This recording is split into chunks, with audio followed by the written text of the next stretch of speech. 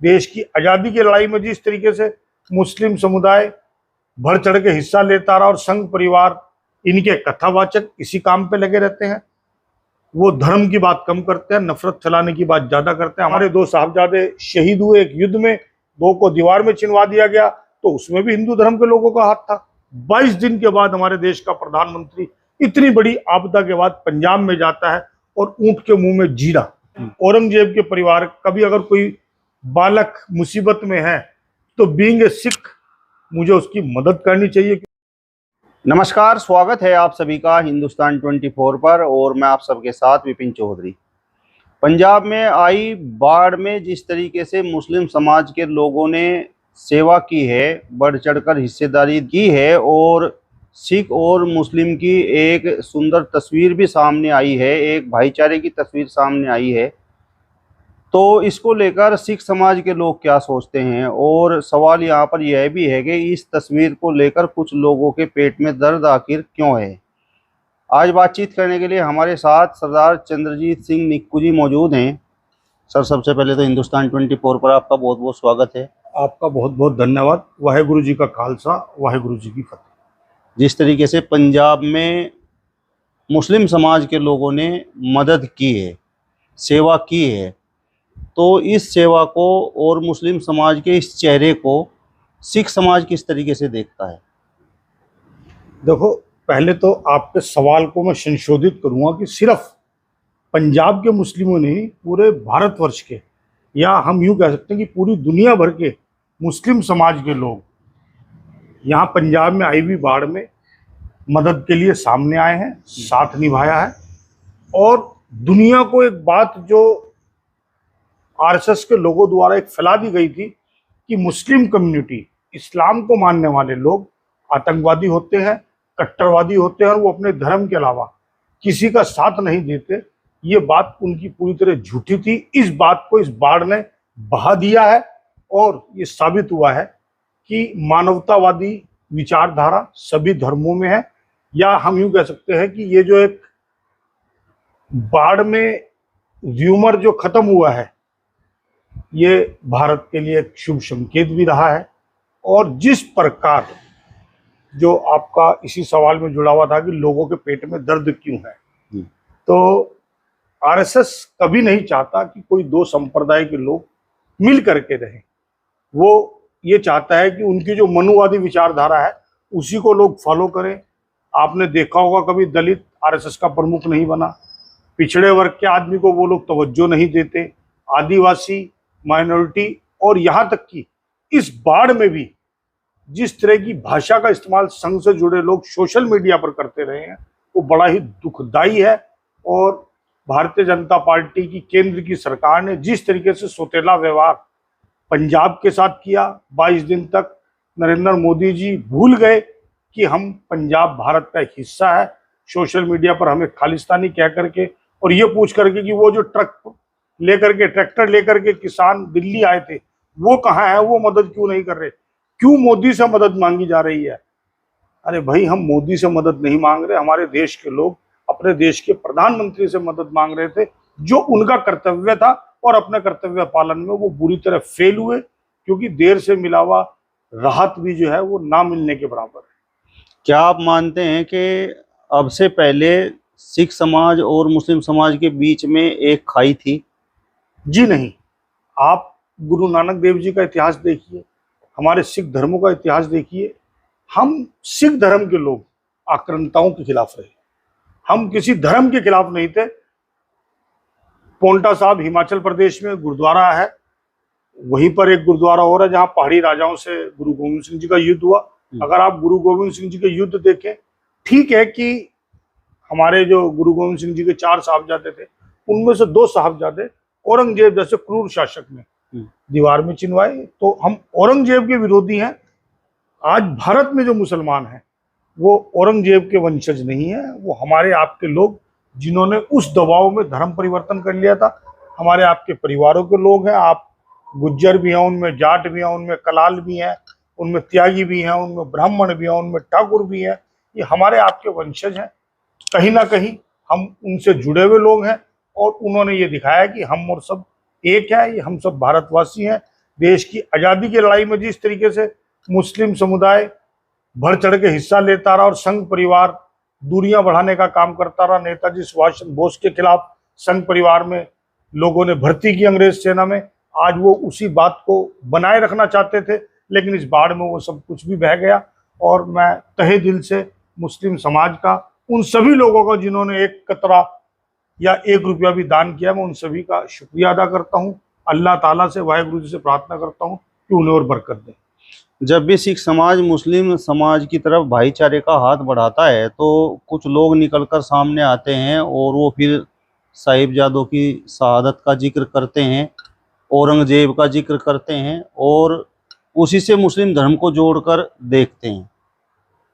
देखिए, जिन्हें इतिहास का अधूरा ज्ञान है, जो कट्टरपंथी विचारधारा के या सत्ता के लोलुप लोग, आप आसाम में देखिए, औरंगजेब के टाइम में एक मंदिर की बहुत ज्यादा मदद हुई। अगर औरंगजेब क्रूर था तो औरंगजेब का शासन था। क्रूरता की परिभाषा क्या है? धर्म विशेष के लिए आप जब अति करते हैं और अपना शासन बढ़ाना चाहते हैं, उस समय औरंगजेब के सामने सिख और हिंदू एक बराबर थे। अगर जुल्म हुआ तो हिंदुओं पर भी हुआ, सिखों पर भी हुआ। हिंदू समुदाय के लोग उस युद्ध को नहीं लड़ पा रहे थे, तो एक गुरु गोविंद सिंह जी ने एक सेना का निर्माण किया, सिख धर्म को मजबूत करने का काम किया और उस लोगों ने आगे बढ़ करके औरंगजेब की क्रूरता के खिलाफ लड़ाई लड़ी। लेकिन उसके बाद आप देखिए, मुगल काल में आपने वो भी देखा होगा कि अकबर की सेना के सेनापति ठाकुर थे और महाराणा प्रताप की सेना में सेनापति मुगल थे, और वहां पर जो लड़ाई थी वो हिंदू और मुसलमान की नहीं थी, अपने राज्य की सत्ता को बचाने की लड़ाई थी। बहुत सारे उदाहरण अगर आप इतिहास को पढ़ेंगे तो इस तरीके के हैं कि वहां सिर्फ सत्ता की लड़ाई थी, और सत्ता की लड़ाई में आज भी भारतीय जनता पार्टी अपनी सत्ता को बचाने के लिए अपने ही लोगों को शहीद कर दे रही है। चरित्रहीन और भ्रष्ट लोगों को अपनी पार्टी में रखती है, बचाने का काम करती है। तो ये तो हर सदियों से होता चला आया है कि क्रूरता के खिलाफ कोई ना कोई मैदान में आता है। वरना अगर आप कौरव पांडव का युद्ध देखें तो सत्ता की लड़ाई थी, दो भाइयों के बीच में, कुनबे के बीच की लड़ाई थी।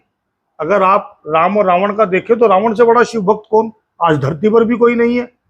अगर हम सिर्फ ये कहें कि भक्ति मार्ग पर चलने वाला आदमी क्रूर नहीं, दयालु होगा, लेकिन रावण एक क्रूर शासक था।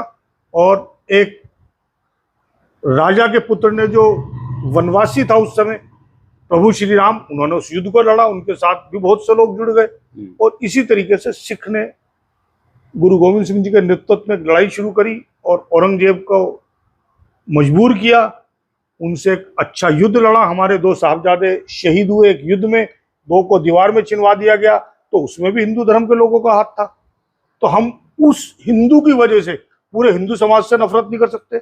मेरे अपने परिवार में मेरे दो भाई क्लीन शेव है, अगर सामाजिक भाषा में कहें तो हिंदू हैं और मैं सिख हूं।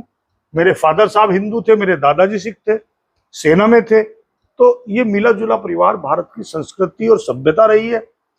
आरएसएस से जुड़े लोग या जो सत्ता के लोलुप लोग हैं, वो गलत व्याख्या धर्म की हमेशा करते आए हैं और वही लोग नफरत फैलाने का काम करते हैं।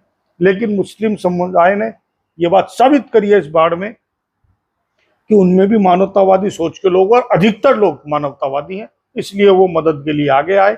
और मैं जहां तक जानता हूं कि लगभग हर घर, हर गांव से, उत्तर प्रदेश हो चाहे कोई अन्य राज्य रहा हो, पंजाब की बाढ़ पीड़ितों के लिए वो मदद को आगे आए हैं। और इससे पहले जब शाहीन बाग हुआ तो सिख समाज के लोगों ने भी अपना कर्तव्य का पालन किया था। एक शांतिपूर्ण आंदोलन में जो महिलाएं वहां पर मौजूद थी, उनका उद्देश्य भी सरकार के किसी कानून का विरोध करना था, देश का विरोध करना चूंकि नहीं था। तो हम लोगों ने उनकी सेवा की, उनको खाना खिलाया तीनों टाइम। और ये भावना उनमें हो सकता है उससे भी प्रेरणा उन्हें मिली हो कि हमारे लिए जब कोई समुदाय करता है। भी आपने देखा होगा हरियाणा में जब सड़क पर नमाज के लिए रोक दिया गया तो सिख समाज ने अपने गुरुद्वारे खोल दिए। तो भाईचारा दोनों तरफ है, दोनों तरफ भाईचारा करने वाले लोग हैं, और वही इस देश की एकता और अखंडता के लिए जरूरी है। वो आज एक शुभ संकेत इस आने वाले भारत के लिए बना है। सरदार सिख कौम साहिबजादों की शहादत को भूल गई है और मुस्लिमों के लिए मित्रता का हाथ बढ़ा रही है, मुस्लिमों को गले लगा रही है। तो इस तरीके के सवाल अब उठ रहे हैं।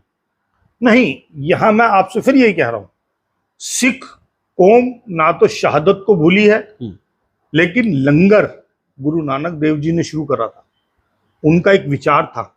उस विचार में उन्होंने ये कभी नहीं कहा था कि किसको देना किसको नहीं।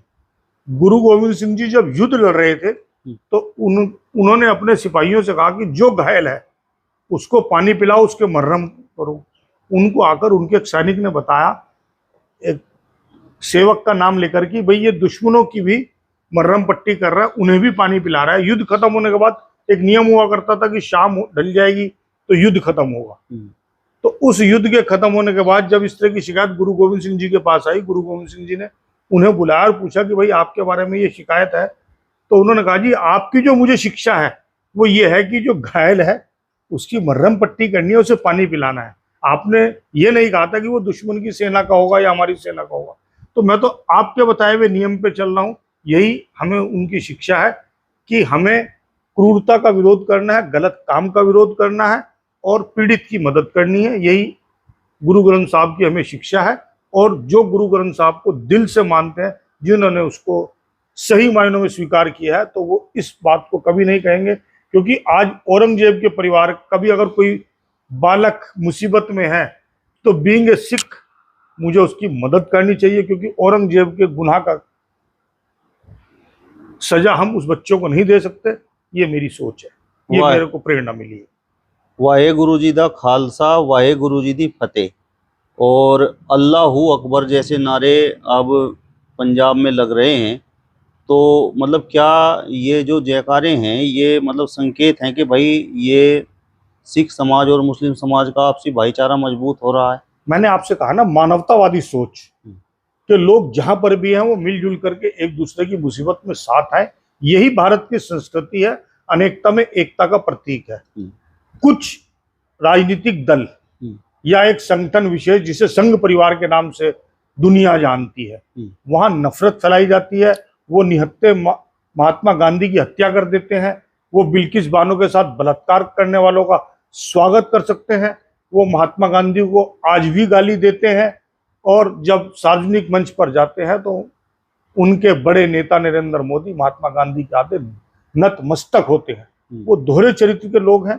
लेकिन मेरे देश की 140 करोड़ की जनता उनकी इन चालबाजियों को अब समझ चुकी है और जहां तक मैं समझता हूं हमारे देश का भाईचारा है। अब वाहेगुरु जी का खालसा, अल्लाह अकबर और जय श्री राम और प्रभु ईसा मसीह के लिए एक साथ हर व्यक्ति नारे लगाएगा, उन सबको बराबर का सम्मान मिलेगा। यही मेरे देश की एकता और अखंडता के लिए जरूरी है और हम लोग सब उसी ओर आगे बढ़ रहे हैं। मुस्लिमों के इस तरीके के चेहरे की मतलब आप लोगों को उम्मीद थी कि भाई मुस्लिमों का ये भी चेहरा हो सकता है? नहीं, हम लोग तो हमेशा से मानते रहे हैं कि हर धर्म में अच्छे लोग हैं। संघ परिवार की शाखाओं में जो सिखाया जाता है, झूठ बोलना, अपराध को छुपाना, अपने आदमी के गलत काम का बचाव करना, ये संघ परिवार की बेसिक शिक्षा है।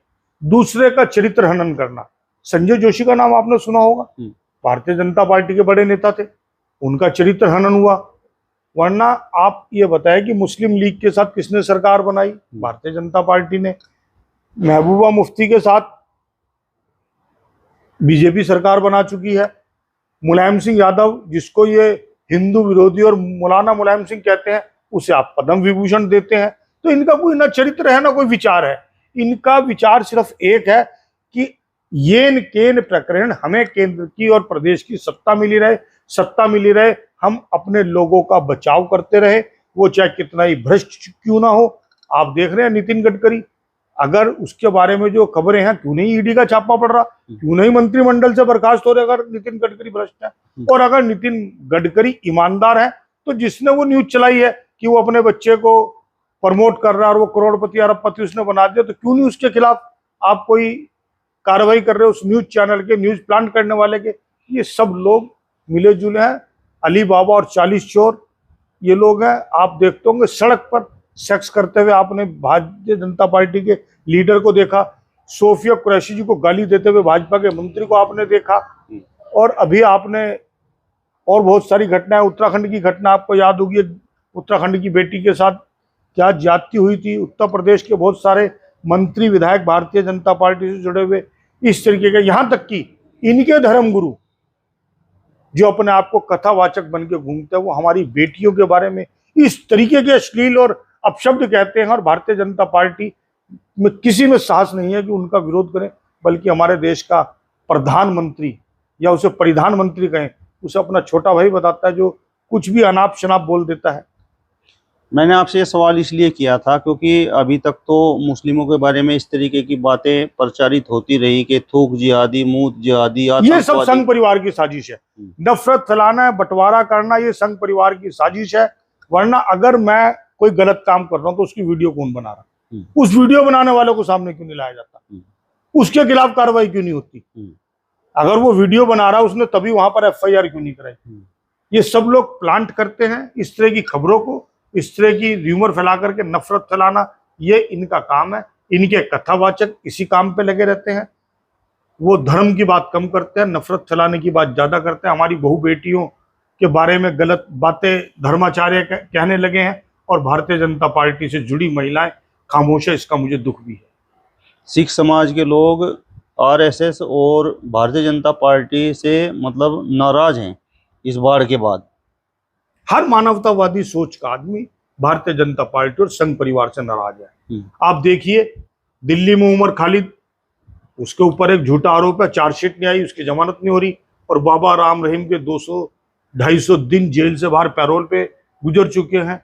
तो ये भारतीय जनता पार्टी और संघ परिवार की सोच है कि किसी भी तरह नफरत फैलाओ और सत्ता पाओ।